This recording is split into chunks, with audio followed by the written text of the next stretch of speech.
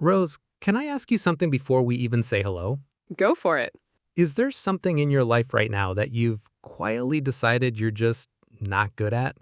Something you've basically given up on without even realizing you gave up? Ooh, that's a heavy way to start a Tuesday, Jack. I mean it though. Think about it for a second. Everyone's got one. Maybe it's drawing, maybe it's public speaking, maybe it's math, maybe it's this exact language you're listening to us in right now. Honestly, singing. I decided in the 6th grade that I can't sing, and I have not tested that theory once in 20 years. 20 years of just accepting a verdict from a 12-year-old. When you say it like that, it sounds ridiculous. Hello, everyone, and welcome back to Rose and Jack Everyday English. This is the place where you can improve your English through calm, natural conversations about life, mindset, and everyday moments. I'm Rose. And I'm Jack. And today we're talking about something Rose just accidentally proved a minute ago, the growth mindset. This idea that how you think about your own ability actually changes what your ability becomes. It sounds simple, but it quietly runs almost every decision we make, whether we try, whether we quit, whether we even start. If you're a B1 or B2 learner, this is for you. If you're a stronger or newer learner, just relax, listen, and enjoy. So let's define it properly, because people throw the word mindset around a lot without really meaning anything by it. Right, it's become one of those buzzwords. So let's ground it. A fixed mindset is the belief that your abilities are basically set in stone. You either have the talent or you don't. And a growth mindset is the belief that ability is something you build through effort and time. The classic example is the little word yet. Exactly. I'm not good at this is a closed door. I'm not good at this yet is a door that's just still open. One tiny word completely changes a sentence. It changes the entire future of the sentence, honestly, because I'm not good at this is a full stop. There's nowhere to go after that. But yet turns it into the beginning of a story instead of the end of one. I actually think most people don't even notice which version they're using. It's automatic. Like, I catch myself saying, I'm just not a numbers person all the time, completely on autopilot. And here's the sneaky part. The moment you say that out loud, or even just think it, you stop looking for evidence against it. You stop trying. So the belief protects itself. It does. It becomes self-fulfilling. You believe you can't, so you don't try, so you don't improve, so you were right all along. But you were never right, you were just consistent. Okay, that line needs to go on a t-shirt. You were never right, you were just consistent. I'll take it. Can I tell you something a little embarrassing? Please. When I was learning to cook, I burned rice. Like, badly. Actual smoke alarm situation. And instead of thinking, okay, wrong heat setting, my brain went straight to, I'm just not a kitchen person. I avoided cooking for almost 2 years because of one pot of rice. 2 years over rice? 2 years. And when I finally went back into the kitchen, nothing had actually changed about my ability. What changed was that I stopped treating one bad moment as a permanent verdict on who I was. That's the whole trap in one story, actually. We take a single moment, a burned pot, a bad grade, an awkward sentence in a new language, and we promote it to a life sentence. A life sentence for a pot of rice. I think the fixed mindset is comforting in a strange way, though. If you decide you simply can't do something, you never have to risk trying and failing again. It protects your ego. That's such a good point. Growth mindset actually asks more of you emotionally. You have to stay in the uncomfortable, I'm still learning this zone, instead of jumping straight to, I'm just built this way.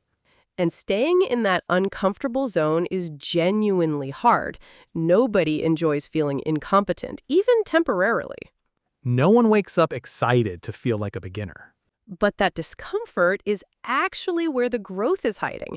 It's not a sign you're doing it wrong, it's the entire mechanism. Here's a question for you, though. Do you think some people are just naturally more fixed-minded, like it's part of their personality? I think it's less personality and more habit, something built from years of praise or criticism, actually. which is a perfect place to pause, because after the break, we'll talk about exactly that, how the way people praise us shapes which mindset we end up carrying around. Stay with us. Welcome back. Okay, so praise. This is the part that genuinely surprised me when I first read about it. Same. Because on the surface, praise is praise, right? Someone tells you you're smart, you feel good. End of story. That's what I thought too, but there's actually a famous line of research on this. Kids who were praised for being smart versus kids who were praised for their effort, and the outcomes were completely different. Tell me. The kids praised for being smart, when they later faced a harder task, they avoided it. They picked the easy option instead, because failing would threaten this identity of the smart one. Because if you're the smart one, failing isn't just a bad result, it's proof that the label was a lie. Exactly. But the kids praised for effort, for working hard, for trying different strategies. They actually chose the harder task. Failure wasn't scary to them in the same way, because their identity was never, I'm naturally gifted. It was, I'm someone who works at things. So the label you get praised with becomes a kind of cage. A comfortable cage, but a cage. This actually explains something for my own life. My older brother was always called the smart one in our family, and honestly, he became scared of anything he wasn't instantly good at. Chess, guitar, even a new job. If he wasn't immediately great, he'd quietly drop it within a month. Because being bad at something threatened the whole identity. Exactly. Meanwhile, nobody ever called me the smart one, so somehow I had way less to lose by being bad at things. That's such an unfair kind of freedom. It really is. Can I ask you something now? Turn the tables. Go ahead. When you were growing up, were you praised for being talented or for working hard? Honestly, talented. Constantly. Jack's just naturally good with words. Jack's a natural performer. And I actually think it made me quietly terrified of writing anything I wasn't instantly proud of. I'd throw away drafts instead of fixing them, because a rough draft felt like evidence that the naturally talented story wasn't true. Wow, so even a compliment can plant a fixed mindset without anyone meaning to. That's the unsettling part. Nobody praising a kid for being smart is trying to damage them. It comes from love. But the effect is still the same. It teaches you to protect an image instead of build a skill. Praise for talent says you are this. Praise for effort says you did this. And only one of those leaves room to keep going. That might be the line of the episode right there. We'll see if it survives the edit. And this isn't just about childhood, by the way.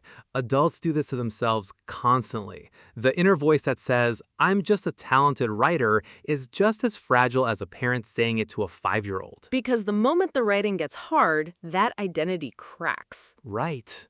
Whereas if your inner voice says, I'm someone who keeps showing up to write, a hard day doesn't threaten anything. It's just a hard day. So the real shift isn't just praising others differently, it's changing the sentence you say to yourself. And that brings us to something I think is the most useful real-world version of all this, applying it to learning a language, which, considering what show you're listening to right now, feels like a good place to go next. Perfect timing. Let's get into it. So, language learning. Let's bring this all the way home, because this is exactly where growth mindset either saves you or quietly wrecks you. I think language learning might be the single best test case for this whole idea, because progress is slow, invisible day to day, and constantly compared against native speakers who've had 30 years of practice you haven't had. Which is such an unfair comparison, and yet almost everyone makes it. Every single learner does it.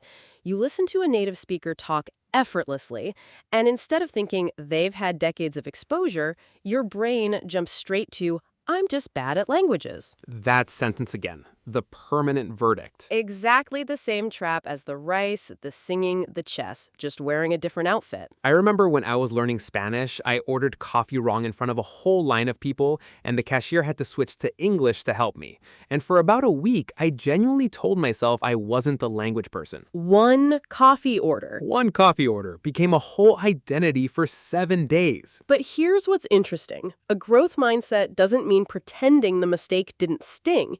It still stings. It just changes what you do with the sting. Right. It's not toxic positivity. It's not, everything is fine, don't worry about it.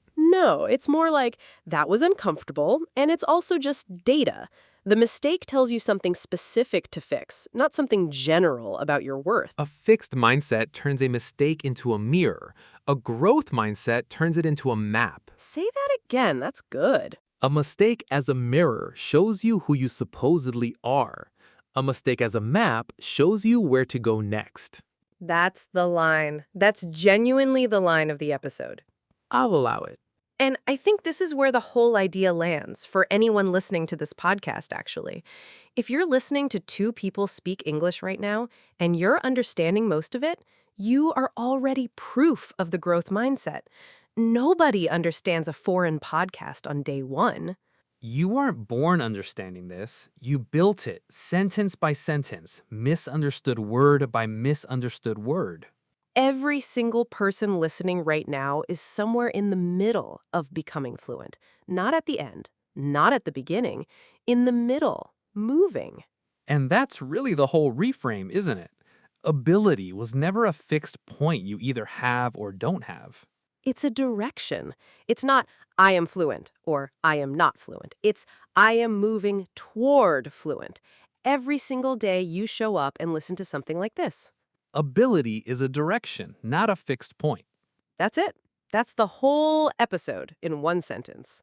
Now it's time for Word Walk. 5 useful words from today's conversation. First, verdict. It means a final decision or judgment about something. She treated her one bad exam as a verdict on her intelligence instead of just one result. Second, self-fulfilling. Something that becomes true simply because you believed it and acted accordingly. His fear of public speaking was self-fulfilling. He avoided practice, so he never improved. Third, fragile. Easily broken or damaged, often used for feelings or identity, not just objects. An identity built only on talent is fragile because one failure can crack it. Fourth, autopilot. Doing something automatically without thinking about it. He criticized himself on autopilot without even noticing he was doing it. And fifth, reframe. To look at the same situation in a new, more helpful way. She reframed her mistake from proof I'm bad at this to information about what to fix next. Thank you so much for spending this time with us today. If any part of this conversation made you think of something you quietly gave up on, we'd genuinely love to know. So here's our question for the comments. What's one thing you've labeled yourself as just bad at, and what would change if you added the word yet to it? We read every comment, and we love hearing where you're at in your own journey, wherever that is. If you enjoyed this episode, consider subscribing. It helps this little show reach more people who are working on their English speaking practice, one honest conversation at a time. Every conversation is a step closer to speaking English naturally. See you in the next episode, friends.